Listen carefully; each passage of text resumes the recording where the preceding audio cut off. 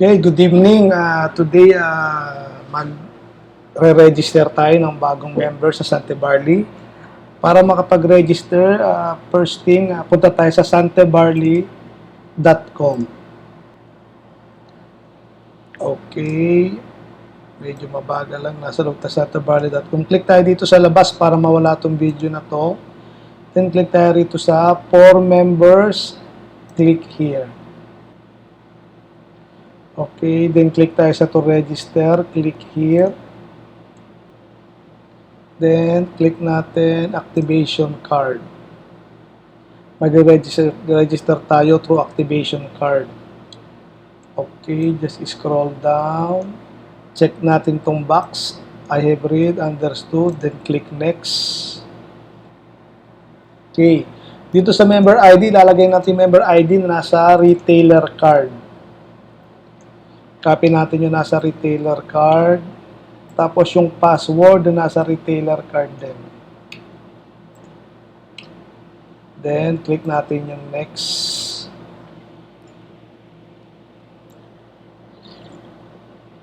Then, sa sponsor ID, lalagay natin yung ID ng sponsor o yung upline.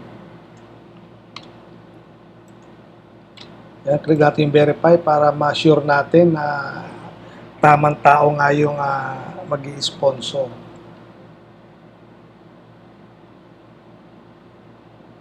Okay. So, tama siya nga yung upline natin. So, click next. Okay, dito lalagyan natin yung details nung i-register natin na member. So, first, lagay natin ang kanyang last name. Then, first name.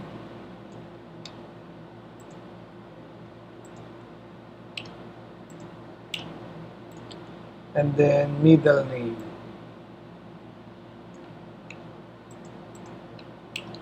Dito sa successor, ito yung magmamana ng kanyang account. Ito yung just in case yung mangyari sa atin, yung successor natin, pwede pa rin nila ma-withdraw yung mga earnings natin sa Sante Barley. So parang automatic na may insurance na rin yung mga successor natin. Okay, lagay natin ang kanyang relationship is husband o kung ano man relationship nung magiging member sa successor. Then lagay natin ang address nila.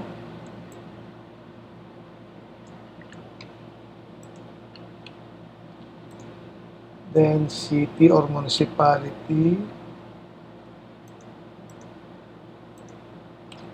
Then province.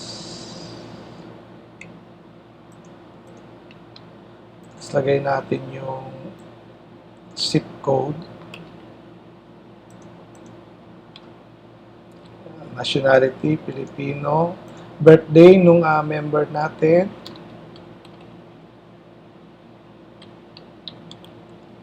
Tapos, gender niya, civil status, tapos kung married, anong pangalan ng kanyang spouse, birthday nung kanyang asawa. Okay, then next. Okay, so lagay natin ang mobile phone sa Pilipinas. Pilipinas po to kasi dyan magte-text ang Sante kapag meron tayong earnings. Then lagay natin yung email ng member.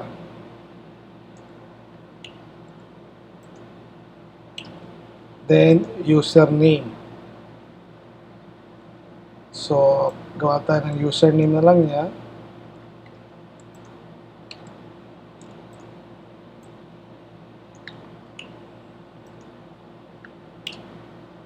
Ayan.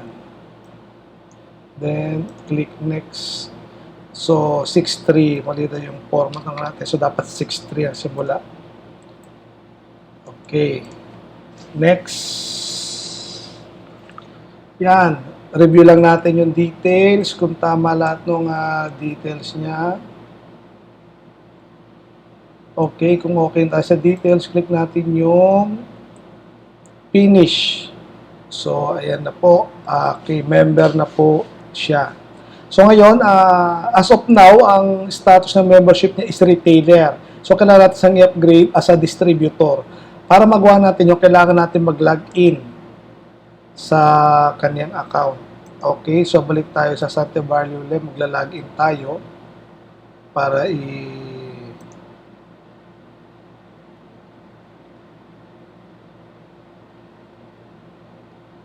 i-upgrade natin siya. Medyo matagal ang ating internet ngayon. Ayaw makisama. Okay. Member, click here. Click natin for member login. Then, mag-login tayo gamit yung retailer ID, yung ginamit natin sa pag-register kanina. Yun din ang kanyang login.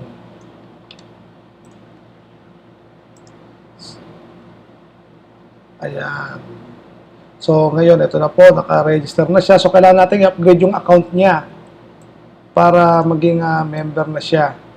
So, para ma-upgrade, click lang natin dito sa profile. Tapat natin yung ating mouse sa profile, then retailer upgrade. Kasi lalagay po natin dito sa ID number, yung ID number na nasa upgrade card na binigay sa inyo nung apply nyo o yung binili niyo sa office. Then, lagay natin yung password. Then, verify natin. Okay. Dito ngayon ilalagay natin kung kanino natin isa ipupwesto. Kasi halimbawa, marami tayong downline. Mamimili tayo kung kanino natin siya iilalim. So, para mailagay natin sa ilalim ng iba nating member, lagyan lang natin yung ID number nung magiging nasa ibabaw niya sa pwesto. Then, lagay natin left or right. So, left. Then, verify natin kung yun nga yung tao na gusto nating pag-ilaliman sa kanya. Okay. ID card, PIN, everything. Okay. Process natin. Ayan na po. Upgraded na po siya. Distributor na po siya ngayon. Okay. Hope nakatulong po itong video na to para makapag-register na kayo ng mga downline nyo. Thank you. Good night.